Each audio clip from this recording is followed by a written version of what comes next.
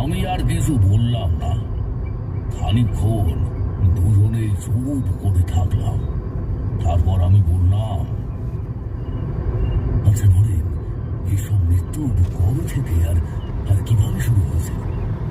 নরেন আমার কথা শুনে একটু ভেবে নিয়ে বলল, ঠাকুর, শুরু তো হয়েছিল হঠাৎ করে, কিন্তু এইসব মৃত্যুর পেছনে যে পিশাচিনীর হাত রয়েছে তা আমরা অনেক পরে গিয়ে জানতে পারলাম।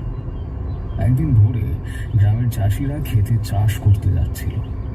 তাদের নিজেদের মধ্যে গল্প করতে করতে যখন গিয়ে ক্ষেতের মধ্যে পৌঁছালো, তখন তাদের নাকে অদ্ভুত বাজে একটা গন্ধ এসে লাগছিল।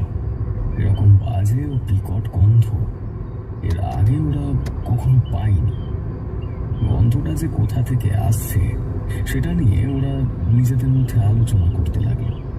কেউ কেউ বলল, মনে হয় ক্ষেতের কোনো অংশে শেয়াল মরে পচে গিয়েছে, কারণ ক্ষেতের মধ্যে মাঝে মধ্যেই রাতের বেলা শেয়ালের আগমন হয়।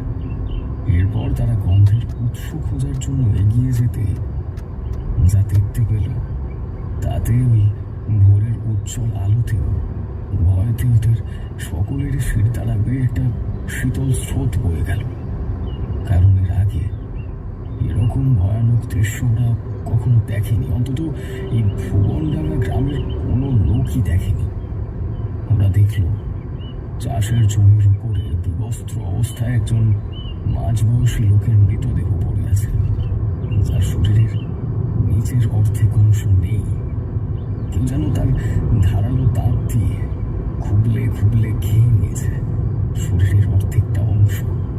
এছাড়াও মৃতদেহের গলার কাছ থেকে বুক অবধি বড় বড় ধারালো মুখের আঁচড়ের দাগ রয়েছে। মুখের আঘাতে সেই অংশগুলো যেন চিরে গিয়েছে, ক্ষতস্থান থেকে লাল রক্ত বেরিয়ে শুকিয়ে গিয়েছে।